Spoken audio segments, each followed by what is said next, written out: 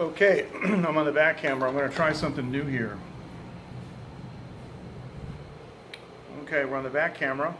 Now I'm going to do this. And then I'm going to do this.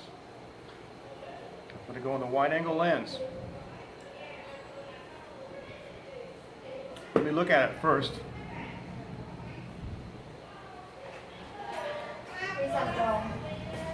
Okay, I think I can go down a little bit. Yeah, okay, now I'm looking at the live chat. The reason I'm doing this is because I can't switch front and back camera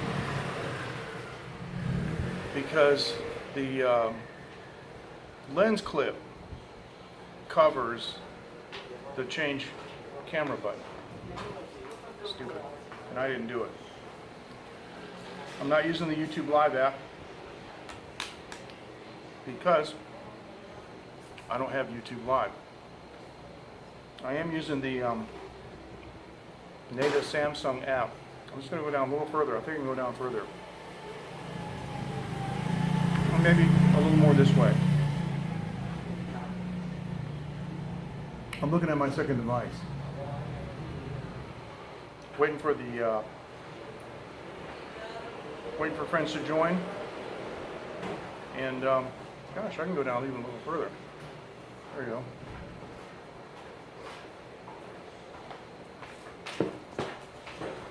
I am eating Chinese kale tonight.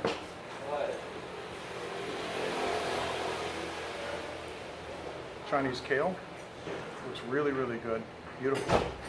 Especially the leafy parts. The leafy parts are really nice. Jaspy, how are you? And it's got pieces of deep fried pork. Jaspy, always a pleasure to have you with us. I hope you can hear me okay. I'm on the front camera. I'm on the rear camera facing around. So I'm looking at my second device for comments. And now that I kind of got the camera set up the way I want it set up, even though the motor's visible, I'm going to, good. I'm doing good, thank you. I'm going to pause the second device video, and I'm just going to watch for comments. It's nice to have a quiet night, but I don't know what to do. Now, another reason that I'm using the back camera is because with a simple 3-button press, I can swing it around 180 degrees and I can go for a walk. So I want to be able to show something. I'm not sure if the food truck's open tonight. And if the food truck is open tonight, maybe we can go take a walk.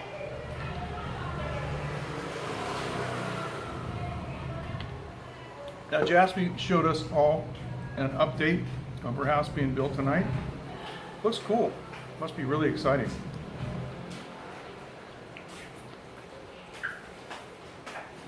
I haven't done that yet. I haven't built a new house yet. I just bought ones that are already in existence. Modified them, of course. The current house that, hey Mark, how you doing? Hey Caspar. The current house we live in, we ripped out all the windows on the on the second and third floors, and put soundproof windows in. Caspar is asking me how far am I walking distance away from my house? Like 3 minutes. And like 1 minute on my bike. This sure is encouraging. Let me show you something. I think you can see this. I'm looking on my iPhone at all the comments, and there's a wrench on every single one of them. That wrench means you guys are moderators. That's what that means. I'm like, hey, there you go, you know. That's how it happens. Jaspy says she didn't expect to build either. She just expected to, didn't say she expected. She said it just came by chance and grace. Well, there you go. That's how it is sometimes, you know. Life has these opportunities. And you take them, you know. You take them or not based on what you need to do. Now this stuff here is really good. Caspar says Win-Win is like my second living room. Haha.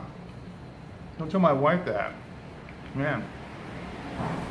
I am, right now, talking to a guy about making a plastic sign for me out of a really clingy material that can stick on glass, so I can just go to these different places, like a stick on the window, Late Night with MJ Klein behind me. That's what I'm looking at doing. I got that going right now, so that's pretty good. So it shows we have 3 watching right now. Okay, good. Win-Win is not here at the moment. I was hoping I could ask her for an update on the postcards. Caspar says, every time I see you, John, or Jevons live, it really motivates me to live in Taiwan. Well, as you know, Taiwan's a great place, and I love living here. Don't have the courage yet. Come on, Caspar, what can happen to you? Especially if you live in Hsinchu, man. That's my territory. What's on the menu? I'll show you.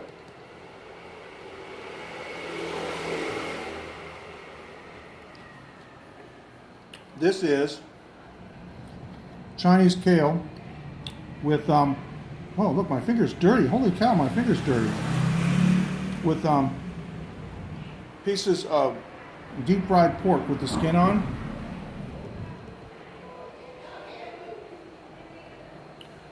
And let me do this. I think I'm kind of back where I was. Pieces of deep fried pork with the skin on. My day today was good, thank you. My day today was really, really good.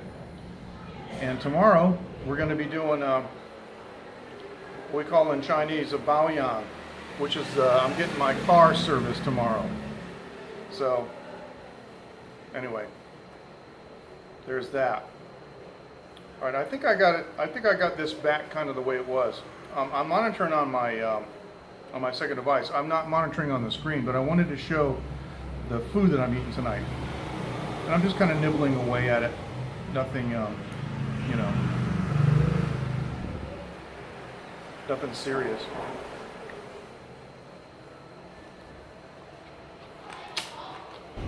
Oh, good. Nissan, no, it's the Volkswagen Caddy. Caspar says quality, both audio, which is stereo, he says, and video is so good using your app. You know what I did tonight? I turned it down to 720. It was 1080. I turned it down to 720 because I wanted to see if that kind of fit the pipeline better, you know, so I wouldn't have as much buffering. So you guys tell me, is there much buffering? Oh yeah, Mark says lovely grub as always. Yeah. Well, this is actually a Thai dish, but it's being cooked by a Vietnamese cook, but they were trained in how to cook this Thai food, and it's really nice, and it's got oyster sauce in it. And you know,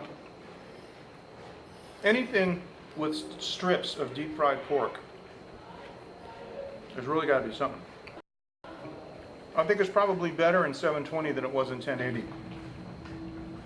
If you want, we can test it. I got my stopwatch here. I'll give you a 5 count. You can just type a 1. Ready? You guys get ready. So I'll give you a 5 count. Here we go. Ready? 5, 4, 3, 2, 1. Type, and that'll give me an idea. So 5 seconds. The delay is really from the video, not from the comments. The comments are instantaneous. 10 seconds. 15 seconds.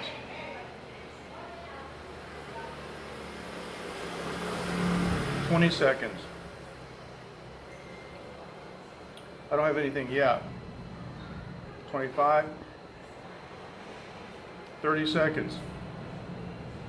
So it's longer than 20 seconds. 35. 40. Yeah, there you go, 40. Okay, I got my first, okay, the comments came in very quickly, 1 and 1, at 40 seconds. Okay, now the comments, this is just like broadcast. The comments are coming in on a timely manner. It's the video that's delayed that amount, so you don't hear what I'm saying until 40 seconds later, and you're instantaneously commenting, and the comments come in instantaneously, but they're relative to a delayed video. So all these years we thought broadcast. Gatsby counts 25. Okay. Of course, we're in different parts of the world, but yeah, there you go. All this time we thought it was comment delay, but it's not. It's video delay.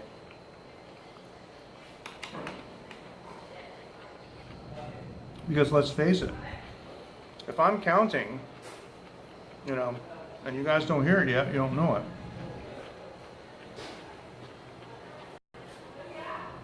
Sure. Yeah, much slower than Periscope. Oh, sure, it would be. Do we know you by another name? Are you known as somebody else in our group that we're familiar with? So, just wondering. Man, this is good. Sometimes I feel like I want more vegetables, and this is a great dish just to add to the vegetables. Now, we could do Periscope. I've got an iPhone, which is really good for Periscope. I've got my battery bank with me and stuff. Yes.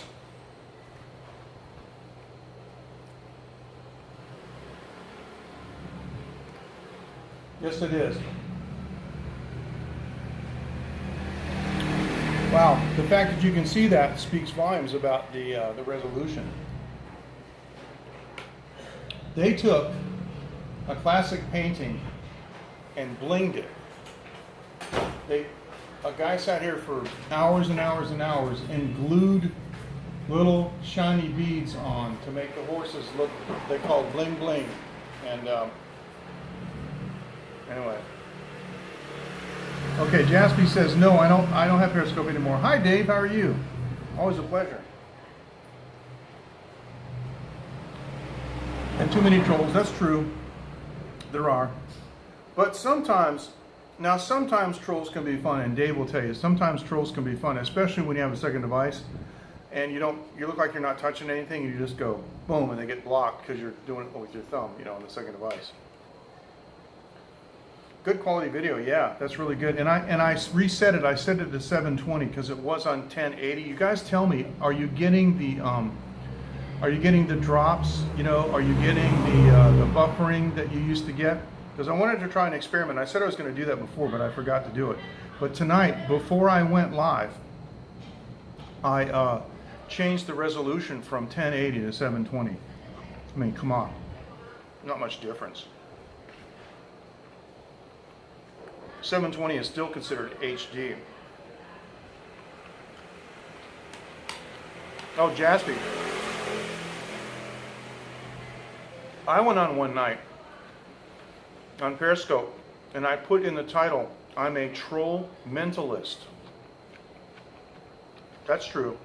It does depend what the troll says. But I call myself a troll mentalist. And I had my finger on the block button right on the other device, and I was looking at the camera going like that and blocking them. It was really hilarious.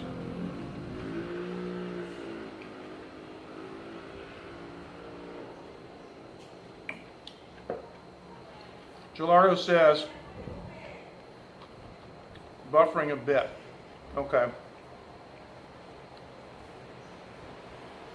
So, I'm sorry, I don't know if it's Gilardo or Gallardo. I guess it's Gallardo, like the, kind of like the Lamborghini. But do we know you by another name, perhaps on Periscope? Just wondering. At first I thought you were Bernardo, but then Bernardo showed up. You're not Bernardo. And Bernardo really didn't say much about the old monk. I hope he likes it. I hope he doesn't like it. And I hope he doesn't feel embarrassed like he's going to hurt my feelings by saying he doesn't like it. But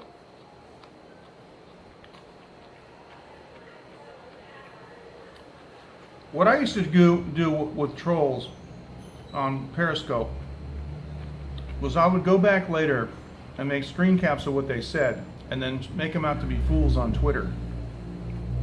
And especially if I could find them on Twitter, you know, where they were stupid enough to use, you know, the same username. And good, because then they can't see what you're saying about them. Now think about it. If somebody was harassing you, you probably wouldn't want to block them because you want to be able to see what they're saying, right?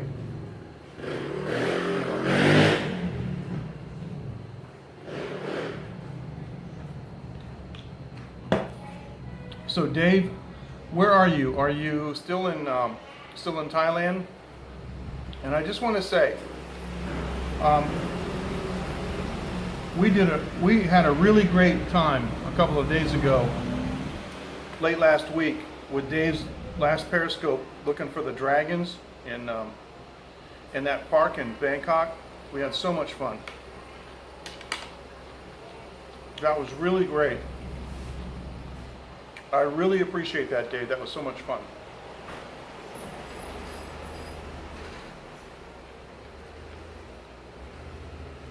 These buttons on the iPhone don't seem to work that well. I'm trying to do stuff on my iPhone, but it just doesn't really respond that quickly. Okay. Dave says he's in Japan. Excellent. Well, Dave, please give me an update on what's going on, and you know what I'm talking about, and not to talk in riddles, but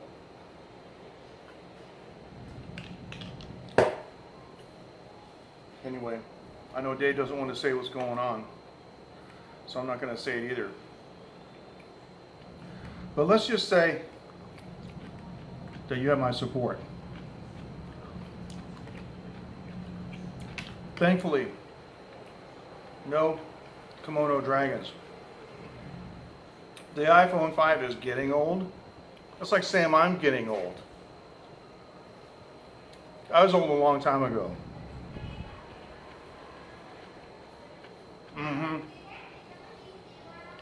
I just use it because it's, you know,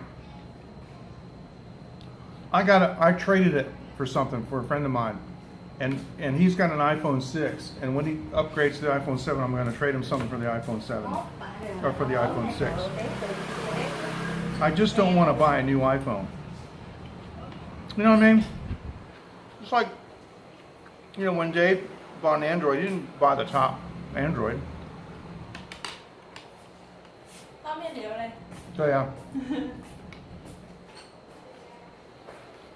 And it's, you know, it's true. You invest in an infrastructure, and you invest in that infrastructure. You buy the latest and greatest, you know, from that part of the infrastructure. But all right, look, I got to go inside because I have a serious problem.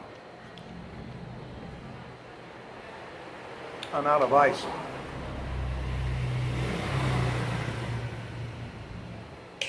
There's no customers here. Jackie says I don't want to buy any iPhone. Let me do this. I'll turn it, whoa, cavitating here. I'll turn it that way. And I'll get some ice. You can watch me. Hang on.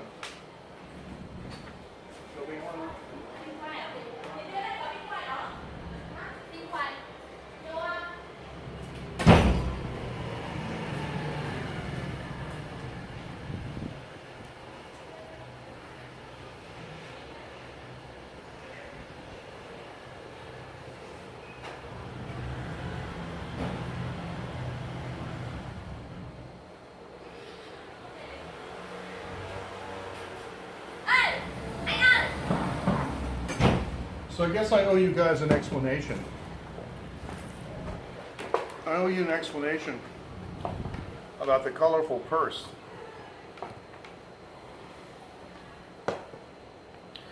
Mark, you're absolutely right. I did need a refill.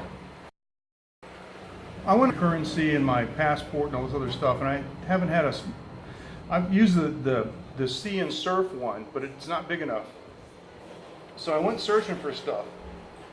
And I found this bag by Kipling, and the size of it is absolutely perfect. It's just really colorful. My wife bought one, and the one she bought is this color blue. It's a solid blue. And the more I looked at this one, it's got monkeys and bananas on stuff. I don't know why, but I liked it. But I realized it takes a lot of courage to carry something like this because of the ridicule that you're going to get. Except you don't get ridiculed by men in Asia. I see men carrying L bags and Yves Saint Laurent and stuff like that. But this has exactly the right size stuff that I need to carry. I can carry both phones in it. I can carry all the currency on my cards, and in the front it's got a little pocket that I put my Wi-Fi box in. So anyway, this is just really super, super colorful. And I wore it with my Bush shirt the other day, which is kind of earthy green. And then I had this really, there was music playing and this was louder, that's just how it is. But seriously, it's nice. And the great part about it is because of the color, nobody will steal it. They don't want to be seen carrying it. All right. Now, let me show you what I'm drinking tonight. We talked a couple of weeks ago about Loch Lomond, and Mike from Ireland helped me pronounce it. This is one that I found a couple of weeks before that, the Ardmore. This is a Highland single malt Scotch whiskey, and it's really, really cheap. It's $20 for this bottle. Now, when I am drinking my 21-year-old or my 28-year-old or even my 12-year-old, like Glendronach, I don't want to mix it. But I do like whiskey and soda. I like the flavor. That's a nice mixed drink for me, but I'm not going to use a $60, $80, $100 bottle of Scotch for that. This Scotch tastes really nice. It's a Highland Scotch. It's got a nice smoky, peaty flavor. It's really, really cool. It's called the Ardmore. If you can find it, I guarantee you'll like it. But it's cheap enough that I can mix it. So I'm mixing it with soda. And that's what I'm doing. And it's saving me from using my,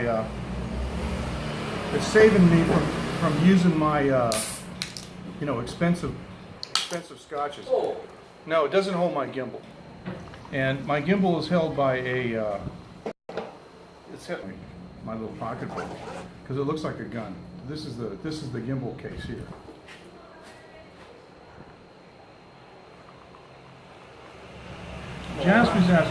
Jasper's asking, is it really, really smoky? And I said, no, it's not really smoky. It's just a little bit. It's mildly. I think you tried that the other day. Okay, cool.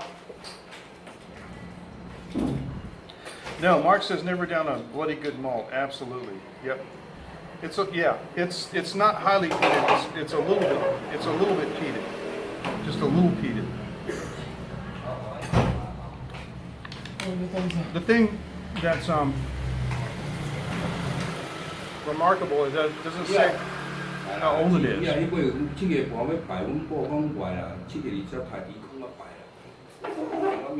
So because it doesn't say how old it is, you know it's young in the cask.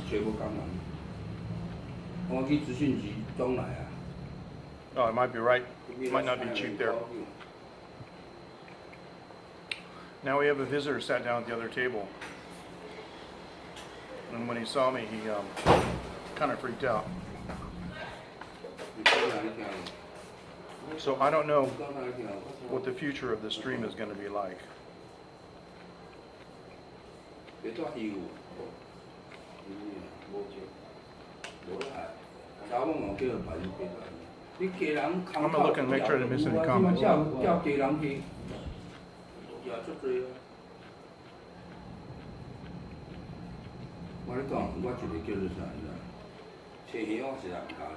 Caspar says, I think you can buy it in a big city. That's the bag. Yes, you can, because it's made by Kipling. Yeah, let's see if I can find one of the tags. Yeah, Kipling is a tag, and you can. And I did get it at Big City. On the 6.4, I think so. Yes, they are. Yeah, they're chatting in Taiwanese.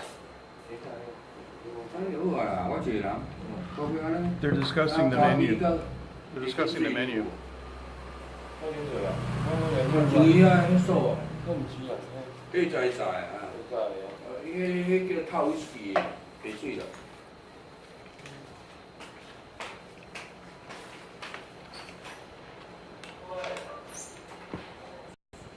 Looked at me and said, "Oh, so I think it's the first time here." Because I've been in this neighborhood for a long time. And I can always tell people it's first time coming here.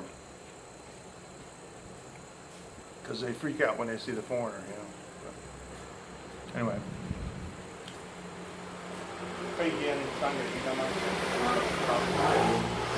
Okay, so I just ordered three eggs, and we're going to put them on the menu in a second.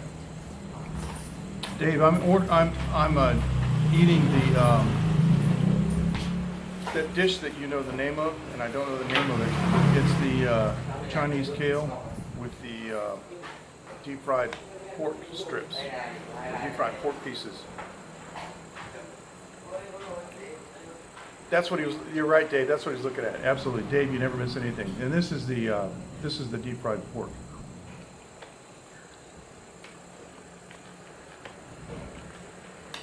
You know what? He probably was looking at my bag. That's going to be the new mantra around here. Hey, you looking at my bag?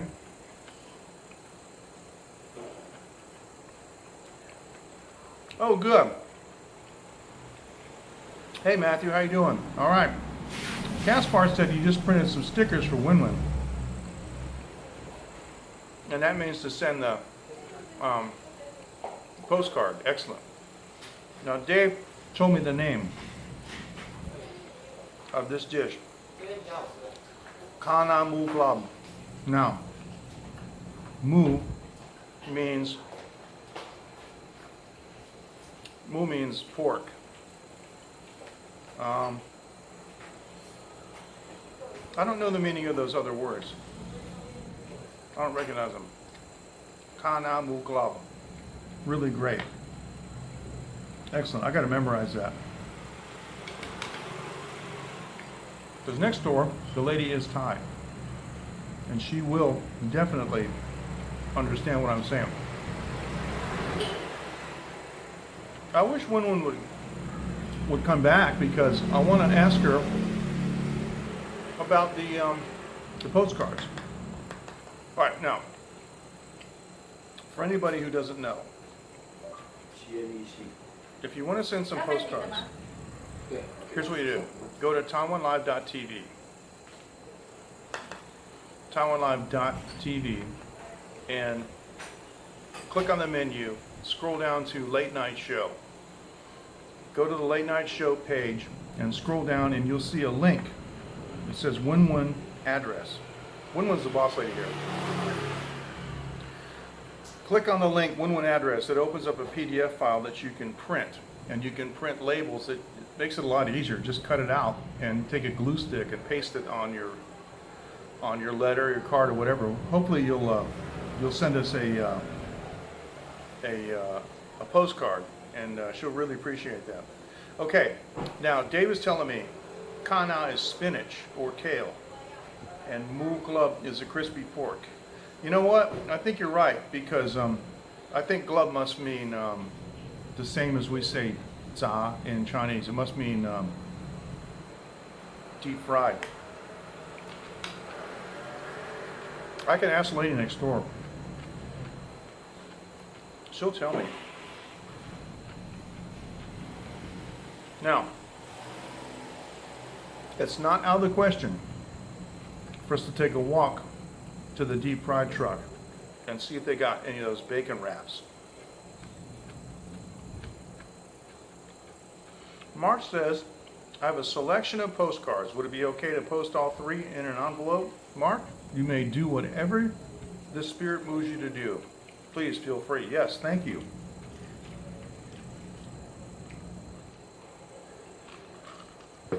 Please do us all a favor, though.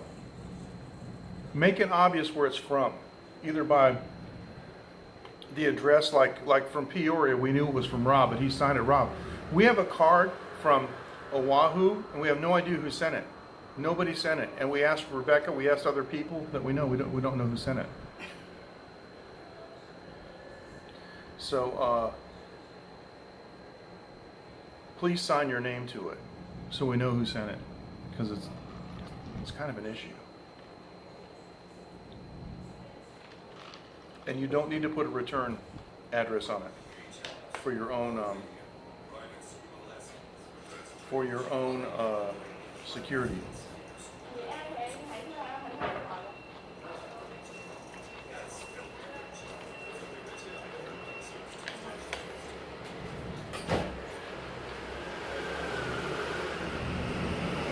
Now, the guy sat down beside me with a tablet, and he's browsing videos, and he may start playing stuff loud. So since there are no customers, I may go inside. Tricia.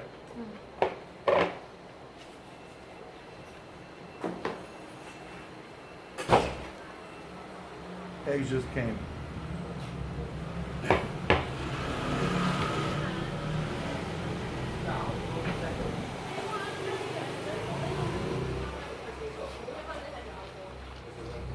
All right. I position myself out of the column of comments, if you will.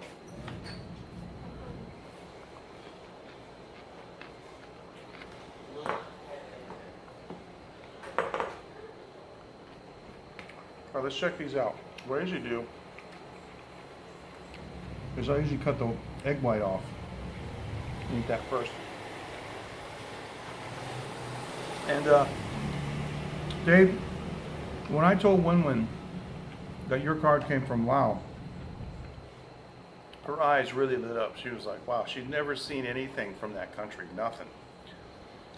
I told her I'd been there, but I haven't showed her anything from there. When you say you're from Laos, like saying you're from Mars or something. Nobody's ever been there, and they haven't seen anything from there. So when I told her that your card came from Laos,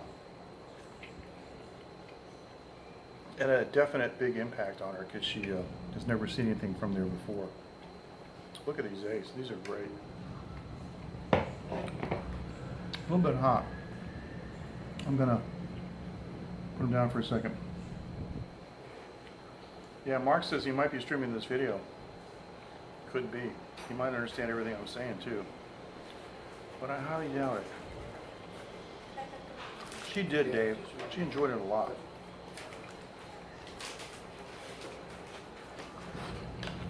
The postcard idea was Rob Ebner's.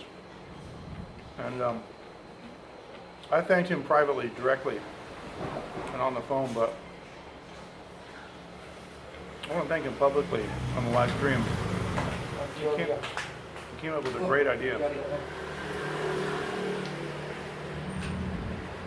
Came up with a really great idea.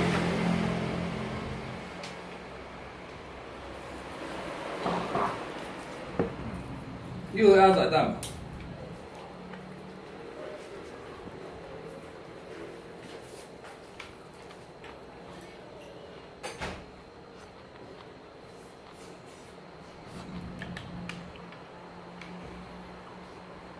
So one more time, for those of you who may have just joined, if you want to send us a postcard,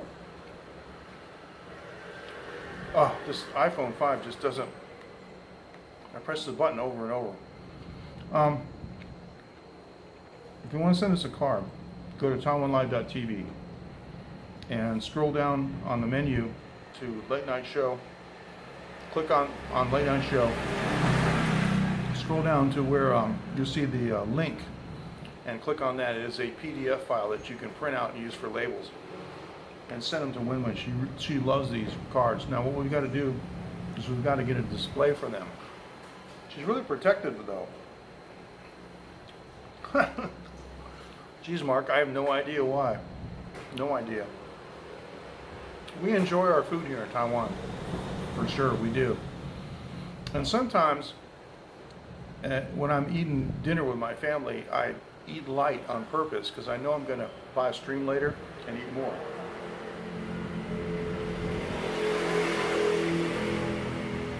Hey Rob, nice to see you, always a pleasure. Thank you so much. We're on the back camera on the big lens. And I'm looking at the comments on the second device here. That's the only way to go.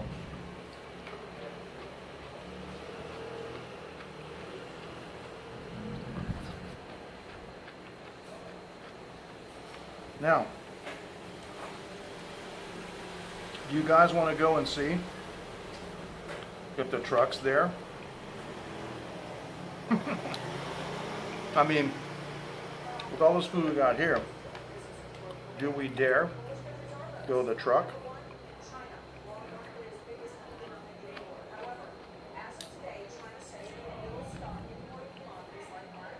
Oh. This is so fantastic. Kana mu love. Kana mu love. Wow. I had Dave to thank for that. I never would have got that myself.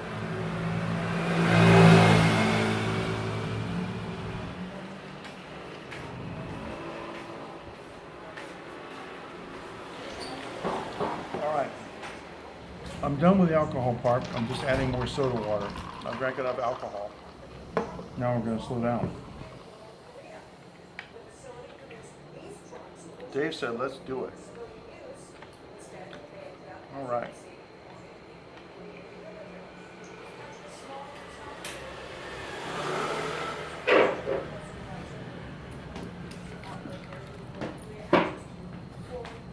Yeah, just a little bit more of this. All right.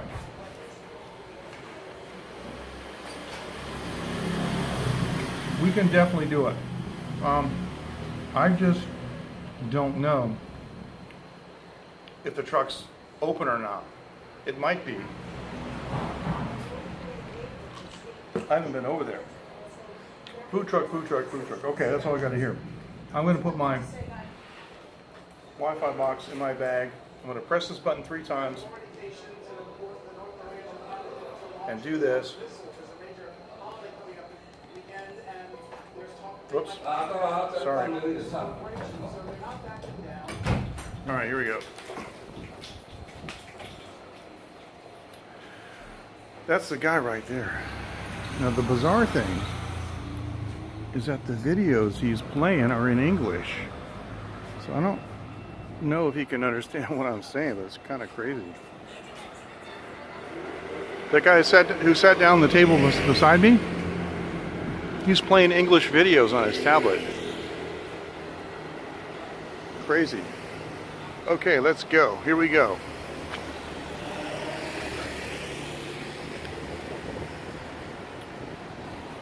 Let's see. This is the... Oh, no. Oh, no, no, no, no, no. The deep fry truck is closed, but the hamburger truck is open. Yes, he is. He is getting better. I saw him the other day, and he looks a lot better.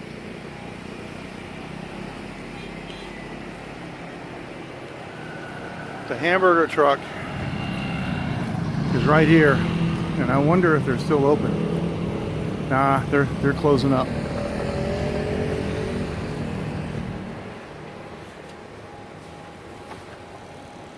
有开吗？卖完了。 OK， 好，谢谢。They're sold out. 谢谢哈。谢谢。 Bye bye. Wow, they're sold out. So this over here, sorry, this over here is the deep fried truck that I usually go to, and they're closed. And this is the stinky tofu, and I'm not even going to go there. Okay, just forget it. But they're sold out. So sorry about that, guys. That's a good thing, though. You know, if they're sold out, it's a good thing for them. Interestingly enough, the comments are still not working on this app. I'm looking at this now. I'm looking at the app now because I'm looking at the screen. But anyway,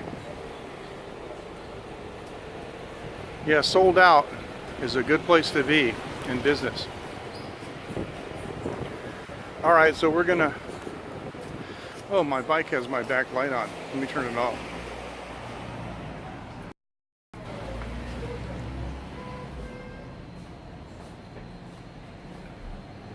Oh, hello. Where you come from? Down the street. Honestly? Yeah, Tippy and You like show. yep, I'm doing a live show, yep. Matthew says, good for us. My stomach is making rumbling noises. Okay, I understand. Well, there you go. No trouble? Huh? No trouble? What? Something trouble can finish you. No? You did on Chinese. Can talk Chinese? 没有关系啊。No, 还好。Okay. Somebody no Chinese.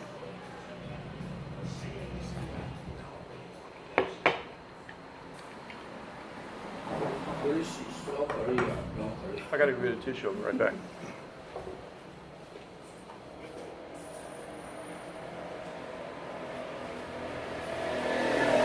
Yeah, I don't have a box of tissues on my thing, so table. Mark, thank you so much for joining us. I really appreciate it very much. It's good to see you. Take care. So I'm going to finish these here. Actually, the truth is, I'm kind of glad the truck's not open too, because I got quite enough with these. And the thick soy sauce.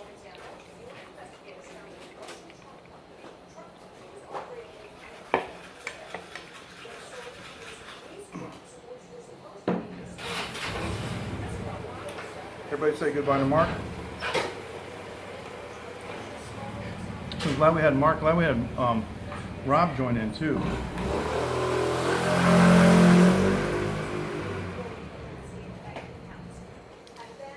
Now, in just a minute, I think we can go next door to the coffee shop. So let me do this. Let me kill this last egg. And this will be the last thing that I'm going to eat.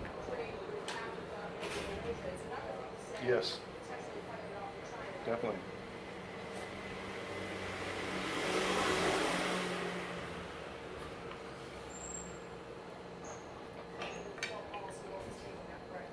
Ah.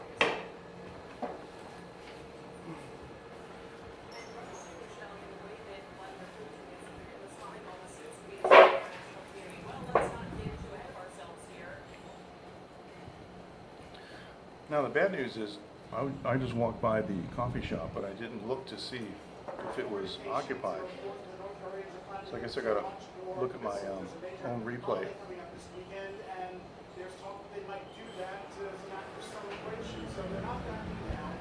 I do not have a ham radio rig in Taiwan. I had a nice ham radio rig in the United States, but I don't have a license here in Taiwan. So I'm not licensed to operate. I don't have a rig here. Things are changing almost on a weekly basis. I expect that probably within 2 years I can get a reciprocal license because I have the highest license there is in the United States. And usually that can get you reciprocal. Like if I go to Thailand, I can get reciprocal. Or if I go to Indonesia, again, more than likely what's going to happen is I'm going to travel to one of these other countries and I'm going to set up a ham rig there, just temporarily, rather than here in Taiwan, because right now it's not happening. But if I had one, obviously I would. I'd show you no problem. And I'm a CW operator. I'm a Morse code operator. I don't really like voice.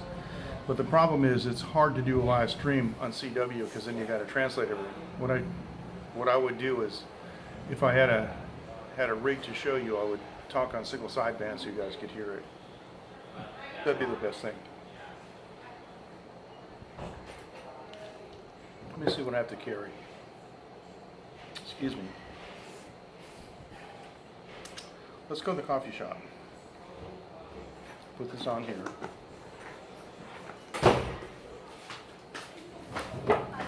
你这样，侬唔敢入去，做事不好，听看无，爱一条到无。哎呦，你一样跟他一样啊？我们你这样你快来去啊！快黑了。你是黑，他是白。no，你真你幽默。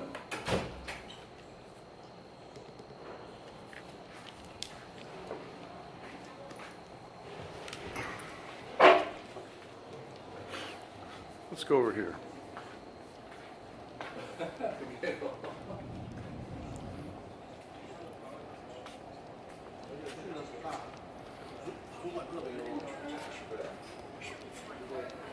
Hey, Charlene. 你好，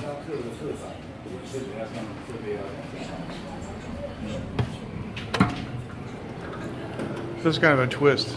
Hello. Oh, there's nobody inside. So let me sit down on this table. Put all this here. No more controversy. No more hassle. You know.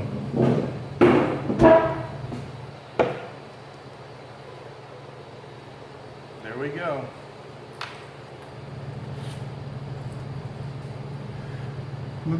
Excuse me, let me get my iPhone out of my bag.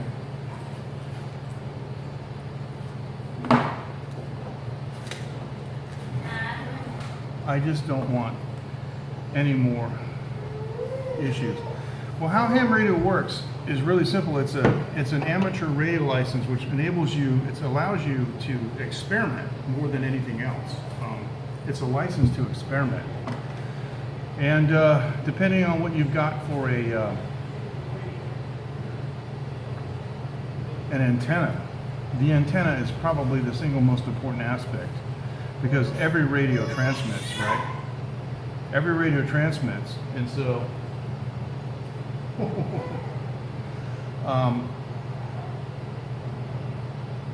having a big antenna capable of big propagation, that's really what makes the difference. And I mean, when I was in America, I had a 3-element beam on the roof of my house, and only using 100 watts on Morse code, I contacted 218 countries. That was easy. Some pretty exotic ones too. Like in the old days, we're talking like 89, 1990, 1991, around there. Vietnam. Thailand was pretty remote back then. Turkey. Actually, one of the most interesting contacts I ever had. The thing about ham radio is, it's a lot like live streamers and everybody else. We don't care about the politics, of war. One country says, I declare war in another country. Yeah, okay, well, I didn't say that, you said that. So the day before the Gulf War, the first one, Desert Storm, happened, we found an Iraqi ham on single sideband, and he was super nice, a gentleman, a really great operator. And there are, Gilardo's asking if there are repeaters in the area. There are, but they're all being used by taxi cabs. The spectrum here is not policed. It's really bad. Every cab I get into, I look in the front seat and I'm looking over and I'm trying to find what frequency they're on. They're all on ham radio frequencies, 2 meters and 440. But anyway, this gentleman Iraqi ham very kindly and very patiently worked about 20,000 people that day. It was nuts. That's an exaggeration. I'm just telling you, he worked a boatload of people, including myself. I got through with my beam, and he gave me an SSB, single sideband contact on voice, and I said, everybody's asking, would you mind if I have a CW contact too? And he said no, and right there in the same frequency, he switched to CW, called my call sign, I called him, we gave a signal report exchange. That qualifies for what they call a QSL card, which is like a visiting card, that says that you made a contact with somebody. And so that was the day before Desert Storm. And as a result, none of us got our QSL cards because postal services between the United States and Iraq were declared illegal.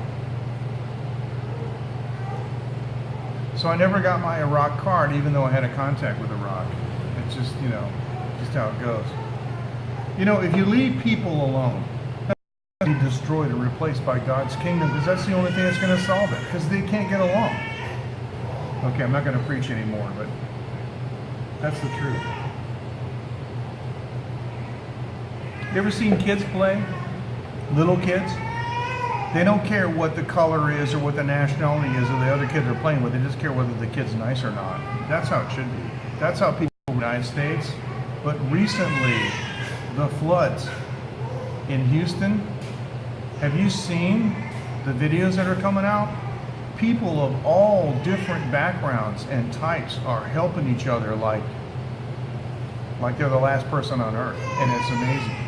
Really, really something. So that proves everything wrong about that agenda that's trying to start trouble between people. Anyway, I just want to let you guys know that I know what's going on. I don't talk about this stuff, but I know what's going on, and it's horrific. It's criminal.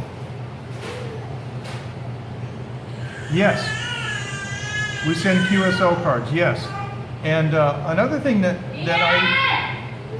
I used to get was SWL cards, which are shortwave listener cards.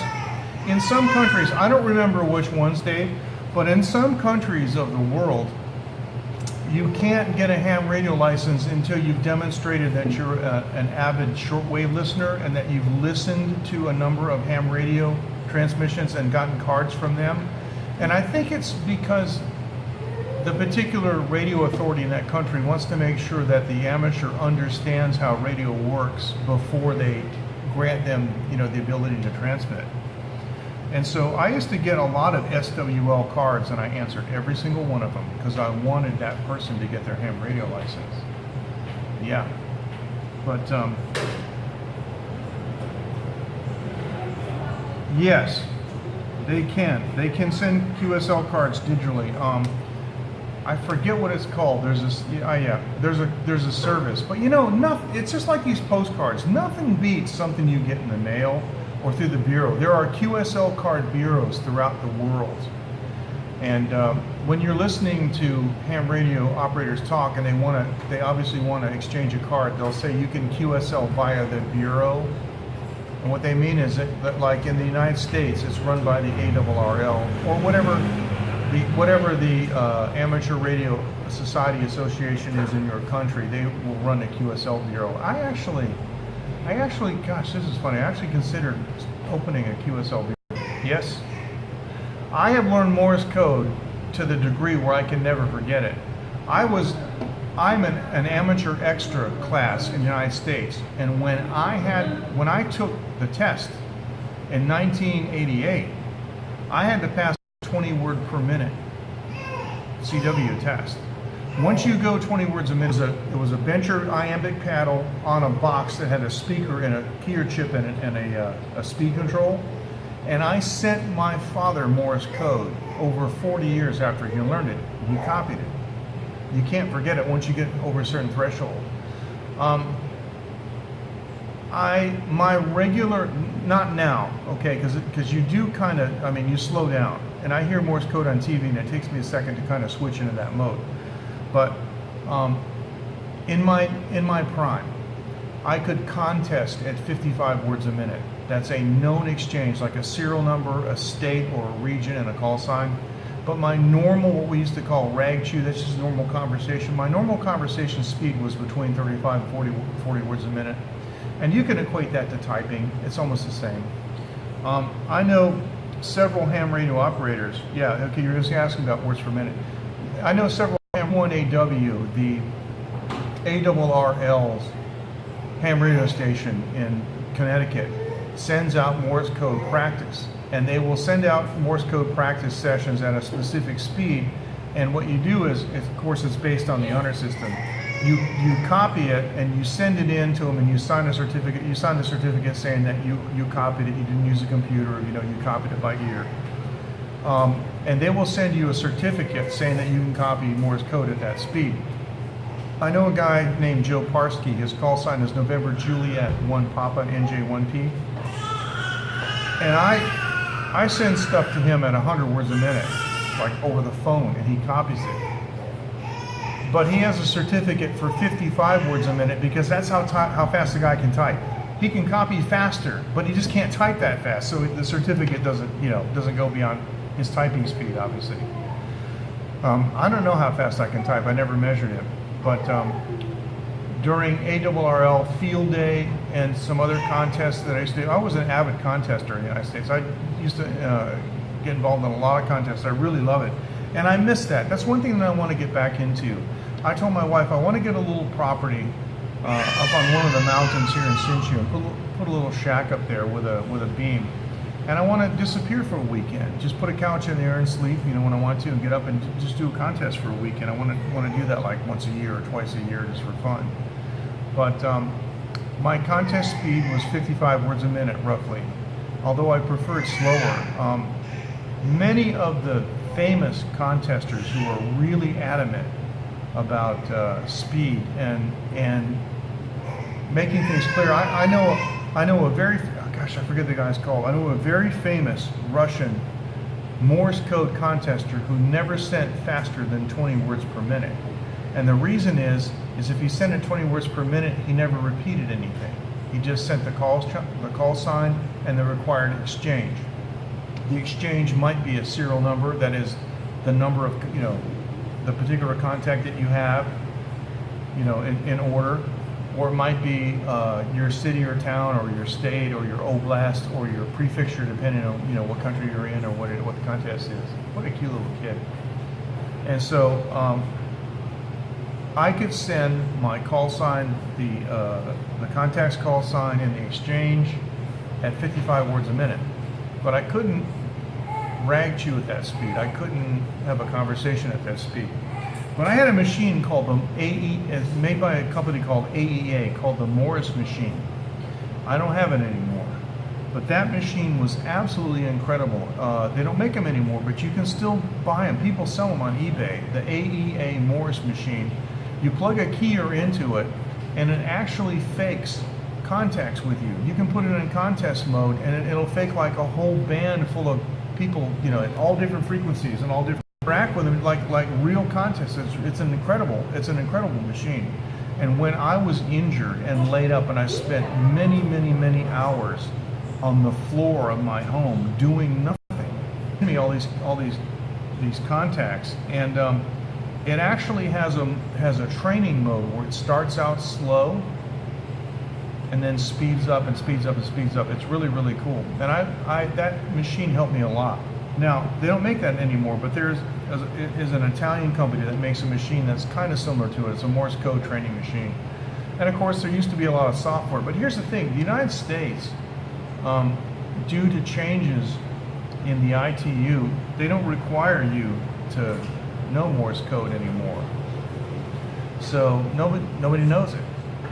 Our friend Bud, he's a no-code extra. He's an extra class ham, but he's a no-code extra. He doesn't do code. Didn't have to learn it because the rules changed. The International Telecommunications Union removed the Morse code requirement to be on the amateur radio bands, so you don't have to do it anymore. Anyway, say what you want. I've written volumes on this back in the old days in ham radio journals. But here's what happens. As soon as you lose the differentiation between a specialized ham radio operator and a civilian, then anybody can take those frequencies because they're just people, civilians using it like CB, right? In the old days, ham radio operators had specialized capabilities. Morse code was one of them because you can take a piece of wire, you know, and send Morse code. I mean, you can send Morse code in the most difficult situations. You can use a flashlight for Morse code. You can use a car horn for Morse. I have sent Morse code with a car horn before. And Once you lose that differentiation of special ability, then the ham radio bands become nothing more than public domain. And the first instances that we saw that were in 1989 when the 220 ham radio band was taken away and given to the company UPS because they put the money up. And I know the attorney. I talked to him personally. I didn't realize it was him at the time, but his name is Bill Potts. And I was working for a company called Noble Broadcast Group, and I was talking to their attorney. And I said, well, what do you think about this, the situation where the ham radio operators lost the 220 band? And he said to me, it was the easiest thing I ever did. And then I realized it was him that did it. It's crazy. Packet radio through satellite. Yeah, that's the other thing. See, packet radio, the digital modes, that's TCP over RF. That was invented by ham. The reason that we have TCP, which is basically, you guys know it as Wi-Fi, the reason that that works is because the ham radio operator made it work first, way before Wi-Fi came out. Use it as your computer. And yeah, packet radio is pretty amazing. I've used RTTY, which is radio teletype. I used to have a dumb terminal connected to my radio, a big old monster thing with a keyboard and a monitor this big on the thing. And I talked to the Russians all over the place. It was great. But nowadays, the terminal load controller is like this big. It's just a box, and it sits on top of your radio. And there's usually a serial interface to the radio. The TNC can often do Morse code, which is cool. Actually, they all do Morse code, which is cool because if you got it connected to your computer, people can send you Morse code and it types it out in English on your computer. But yeah, I've done it all, man. I've done weather fax, I've done radio teletype, packet,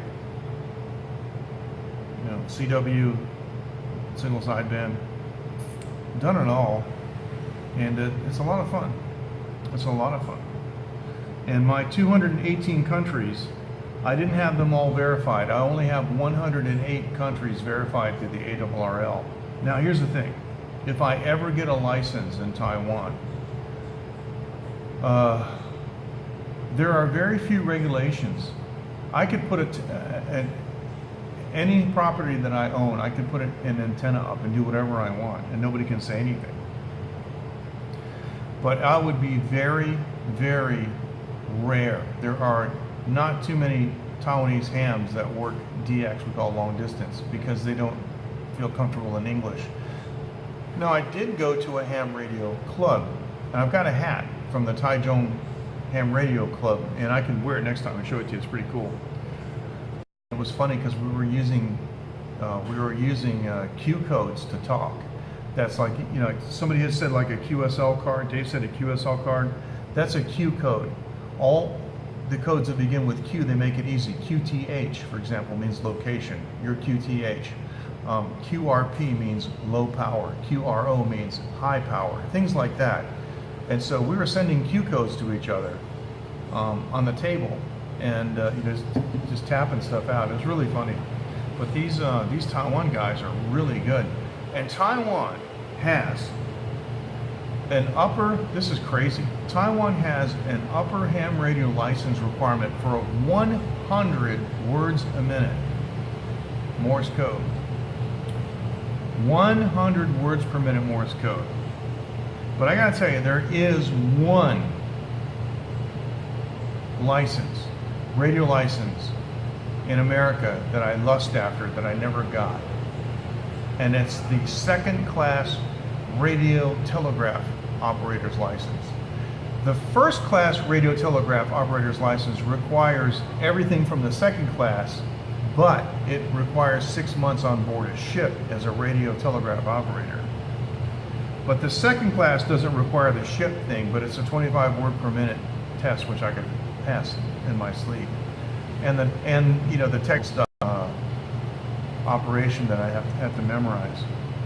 But I hold 3 FCC licenses. I hold the third class radio telephone operator's license, and I'll tell you that this is a joke. There's only one question on the test, and the test is, do you have $35? because that's what we call a cereal box. It's just you fill it out and you send them $35. That's just to operate a broadcast station as a disc jockey, you know, as an on-air personality. It's the top class radio license in America. And the third license I got was the GROL. It used to be called the first phone. It used to be called the first class radio telephone license. It's not that anymore. They call it the GROL, the General Radio Operator's License. That replaced the first phone. But that means that with that license, I'm authorized to operate on anything. But I don't have the ship's radar endorsement. I didn't get the radar endorsement, and I took the test. It was at the same time I took the GROL. They said, "Do you want to take the radar endorsement?" And I said yes, but I failed it because I didn't study for it because I don't really know that much about radar. But I have the GROL, so I can operate on a cellular telephone site or a radio station, which I've done all, and or a television station. I operate on television stations too, so that's a really useful license. And from what I understand, they recognize that license in Taiwan too. Now, would you guys do me a favor? I've been yakking here for like 20 minutes. Would you please send me a message and let me know that we're still on here and that I know you're listening. And sometimes I appreciate that. Sometimes you're listening, you don't want to interrupt me, but I just want to make sure so. Okay. Galaro's asking me, have I been to GAREC, that's G-A-R-E-C conferences before? No, I don't know what that is. I've never heard of that. It may be new. I'm an old school guy. I got my original license in 1988. I got my novice license in February of 1988, and I qualified, I got my extra in October of 88, so I went up really quick, like 6 months. Okay, Dave says he's here, and Coco says yes, he's here. Okay, thanks. Coco, how you doing? I haven't seen you in a while. How's everything? And I hope, hey, Ken. All right. Very good. And Matthew says still good, just listening. Okay, sorry. That's good. I'm looking down at my second device, and I want you guys to feel free to jump in anytime and interrupt me. I'm trying to answer the questions. I need to know what GAREC is. I don't know what that is. But let me tell you what happened in the late 80s. That's when Perestroika happened and Glasnost. And I had met some guys from Ukraine who were Jewish refugees and had just moved to my town. Oh, Psoriasis Channel. He says, I finally figured out why messages was disabled. Hi, MJ and everyone. Hey, how you doing? Psoriasis Channel, I got to ask you a question. What should I call you? I mean, can you give me a name? Sorry about that. Can you give me a name? I'm not sure what to call you. And do I know you from Periscope or from somewhere else? So Coco says, I tipped in. Hello, everyone. Tiptoed in. That's good. Let me give a shout out to Psoriasis Channel. Psoriasis Channel is one of my biggest fans, apparently, and I really appreciate it. And unlike me, who I just come on and I run my mouth on late night, Psoriasis Channel is actually trying to help people with information about psoriasis and eczema. And it's Mike. Okay, Mike. Great. Thanks, Mike. I appreciate it. All right. That's not a punch. That's a fist bump. Very good. Oh, okay. All right.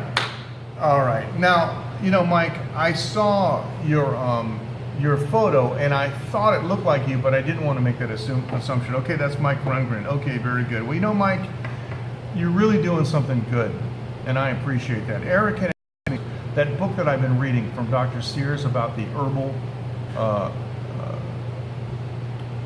the healing herbs of Bali, that mentions eczema and psoriasis. So there you go. Okay, excellent. Well, I think you're doing a good thing, and I really appreciate that. So you guys check it out and support them because they're actually trying to help people. I'm just yakking my mouth here. Okay, excellent. Very, very good. I'm going to scroll back for a second to see if I'm missing anything. So, okay, Matthew, thank you. He says interesting stuff. Thank you. I still don't know what the GAREC conferences are. I used to go to Dayton every day. Oh, you're very welcome, Mike. Thank you. I used to go to Dayton at the Dayton Hamvention. I used to go there every year. What did I say, every day? Every year, and it was a lot of fun. I used to be involved with a company called Personal Database Applications that made a ham radio logging software called Logic, L-O-G-I-C, just like it spells, just like it sounds, but the L-O-G was capitalized. And they made some fantastic ham radio software. So I still have the data, all my ham radio content. We had so much fun in the old days using computers, and sometimes even letting the computers do the exchange, you know, with the TNC. It was a lot of fun. Let me tell you something that we did one time. This is funny.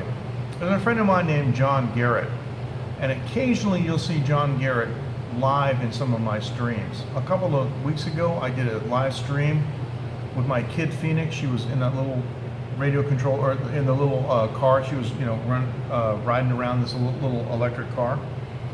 And my friend John came in. John's also a ham radio operator from the old days too. He's an actual coded extra class. And through my friend Grady Motes, loudandclean.com. Grady was the chief engineer of a radio station called WILD, 9-foot tower. And so we asked Grady, could we use that tower for a ham radio contest? And Grady said, yeah, as long as you can wait until they go off the air. And we said, sure, no problem. So my friend John and another guy named Steve, NQ1F is his call sign. Steve works in professional radio, and he used a network analyzer and built a special bandpass filter for an antenna that John designed and laid out. It's a beverage antenna. And John used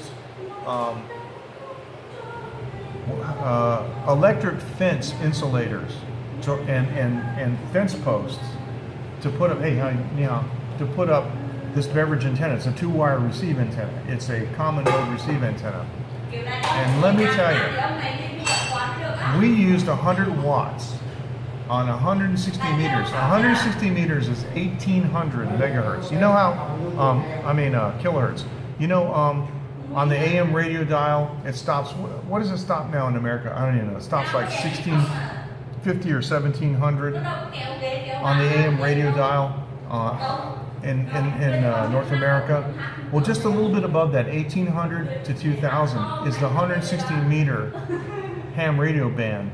And we worked like 10 different countries on that with 100 watts on that 160, or on that 259 foot tower on 160 meters.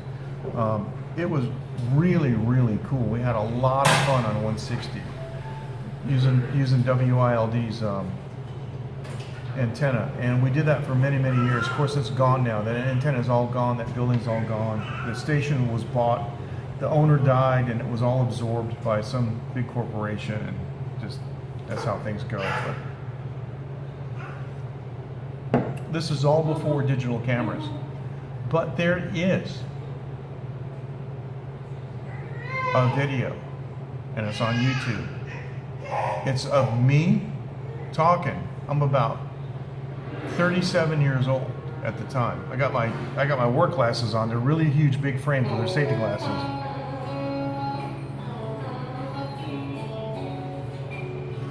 And I'm describing how we have the setup at this radio station in the transmitter building, you know, for the 160 contest. Let me find that.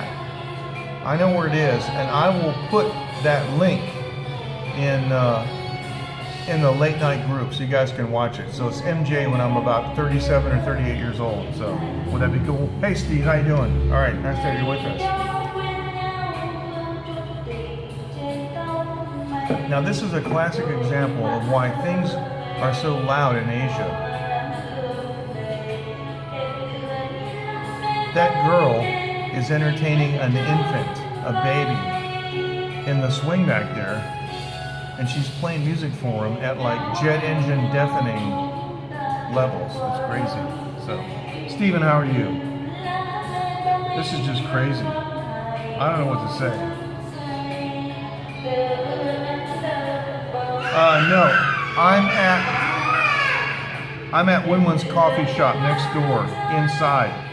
I'm inside Winwin's coffee shop because it got a little crowded next door. I was over there next door, and a guy came in and sat down and started playing videos next to me. But now, I mean, I got this like really loud music. It's so loud.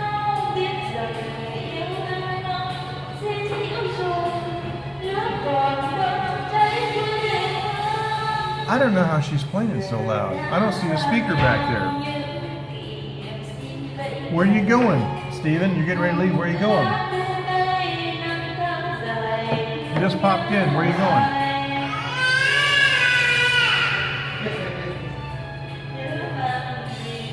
Going to Costco? Yeah, it's a good time. It's 11 o'clock in the morning.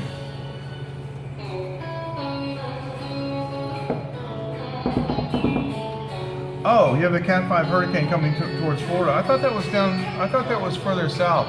Yeah, I guess it would. I guess it would affect you.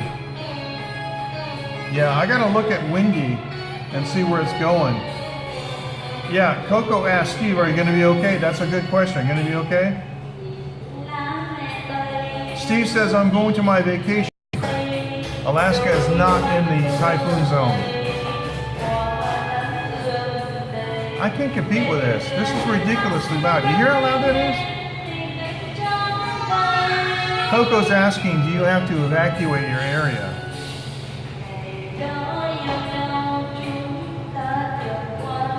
That's ridiculously loud. They don't get it how loud it is. That's hurting that baby's ears. This is crazy. I gotta sign off just because I'm being put out of business. Let me look at something.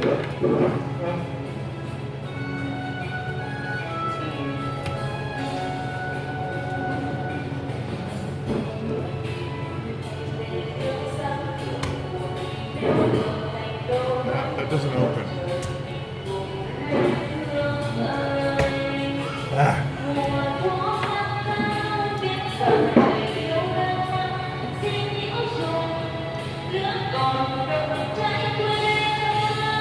Matthew says supposed to go to South Carolina Friday. Oh, okay.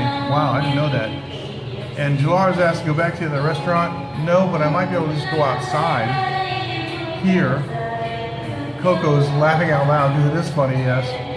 And Dave says, let's move back to Winwin's. All right, let me do this.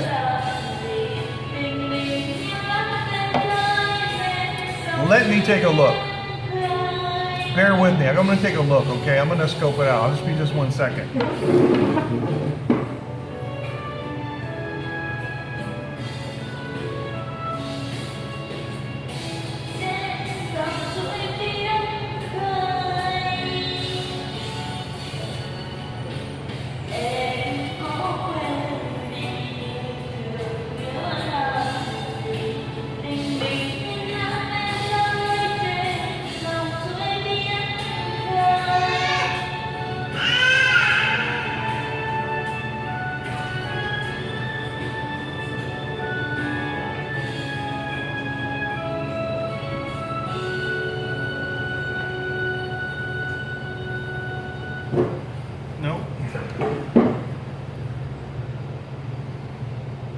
Steve says, my area doesn't evacuate because I'm too far inland, and many people are leaving anyway. Store shelves are mainly empty. Yeah, I've seen that before. She's playing the music through one of those microphones, the Bluetooth microphones for karaoke. Listen, nothing's changed.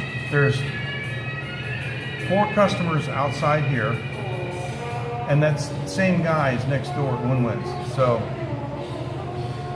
I didn't actually look inside Winwin's. Maybe I should look inside Winwin's. She she's singing. I don't know if you hear this. See that music? What you do is you use your mobile phone and you send the background music, the karaoke track, to the speaker and the microphone, and then you sing with it. That's what she's doing. She's singing karaoke. Steve said lines of cars waiting to buy gas is hours long. There's no excuse for that. That's crazy. And Coco says, I'm still in Pennsylvania, but I'm keeping my eye on the storm. Yeah, I'm going to go home and take a look at that on Windy, because we have a typhoon that's supposedly going to be approaching Taiwan pretty soon. So, yeah, we got our own stuff to worry about too. So, yeah. Well, why don't we do this? Why don't we sign out? Because there's nothing to do and nowhere to go. And that's just the way it is.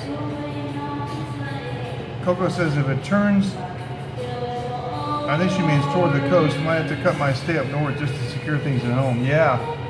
If it does, and the thing about North Carolina is Cape Hatteras is like a vacuum cleaner. There have been, I believe, over 100 direct hits of hurricanes in recorded history on Cape Hatteras because that area just sucks them in. I don't know why, but that's something you really got to keep your eye on in North Carolina is this Cape Hatteras. All right, I'm coming a little bit closer, and I mean, you know, if I say anything to her like, "Wow, that's really loud," she's gonna look at me like I'm an idiot. All right, this is okay. Steve says there's a second hurricane forming right behind this one. Alex Jones from Infowars.com says that these are geoengineered storms, that they're designed to hurt people. And when I look at, and I tweeted about this, when I look at Windy and I see these storms all in a line, I don't know what to think. Doesn't look real to me. Doesn't look natural. Thank you, Matthew. Take care. Steve, have fun on your Alaska tour, man. That sounds like a lot of fun. It sounds great to me. Yeah, I'm going to sign off because I'm overwhelmed here. And I'm overwhelmed by people who don't understand that, you know, too loud, too much, too fast, whatever. So, you guys take care. I'm going to flip the camera around so I can press the button on the back of the display. So you guys take care. Thanks so much for joining, and we'll see you next time, okay?